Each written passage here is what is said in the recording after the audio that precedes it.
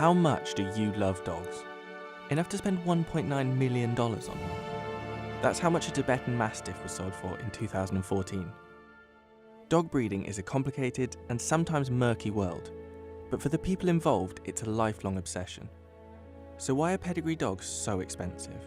And what is it that makes some cost so much more than others?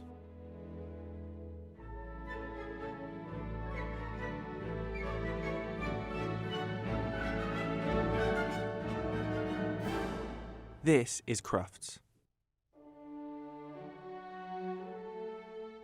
Every year, over 21,000 dogs from 43 countries compete.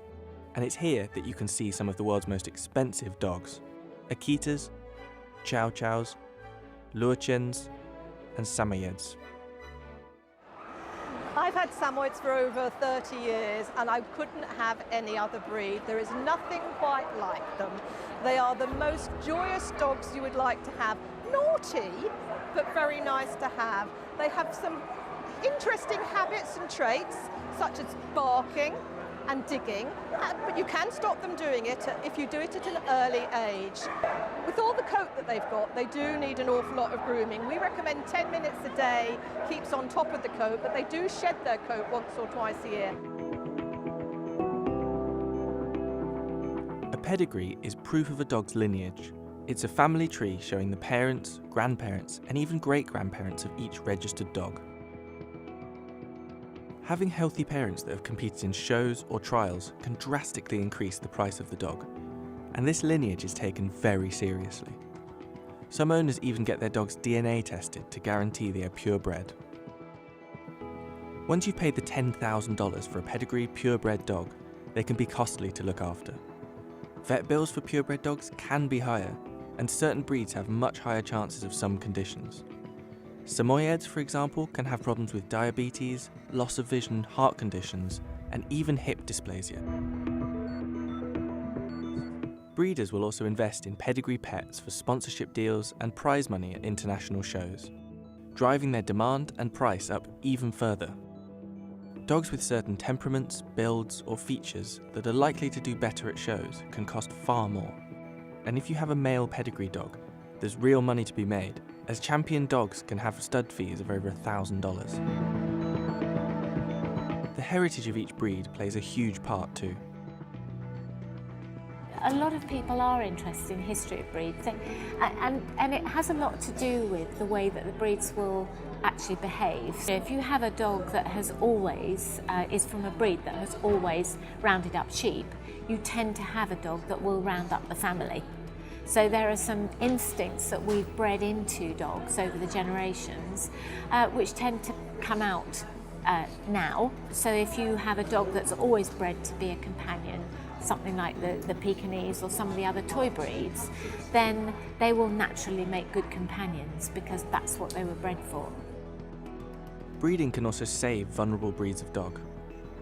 The Lurchen, a tiny breed worth up to $10,000, has been around since about 1442. But by 1944 they were extremely rare. Breeder Madam Bennett brought them back from the brink of extinction, and in 1971 the Lurchen Club of America was formed. There are understandably less of them around though, which means they could be more expensive than other breeds.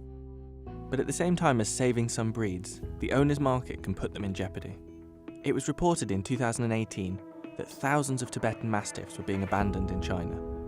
Once the most sought-after dogs in the world, costing up to $1.9 million and prized for their rarity and status, there was a complete collapse in demand. The dogs were suddenly worthless, and many were even slaughtered for their meat or fur.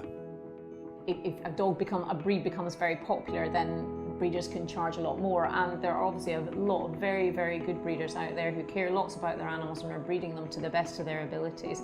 But if they're unable to get enough puppies out there for the demand, then that's where the unscrupulous breeders will come in, and unfortunately they can make an awful lot of money, possibly poor welfare for the bitches and the puppies, and we see this sadly at the RSPCA. The inspectorate do come across puppy farms, and it's pretty horrific, but they can make an awful lot of money out of it. These sudden booms in popularity for certain species spike the price, and what's fashionable or photogenic plays a big part.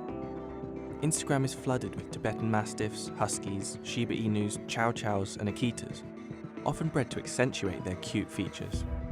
I think a lot of the flat-faced dogs, the ones with no nose, the brachycephalics, you know, they are very cute. So they're seen on all the social media and stars and all the rest of them got these dogs, and so people want to have them as well. And there's no doubt that we're seeing more and more of them.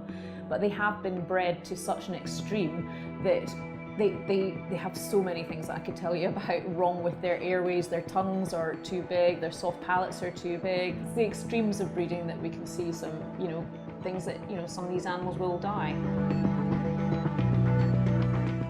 Regardless of what you think of pedigree dogs, demand and price is growing, with a 7% rise in the number of registered puppies in the UK in 2017.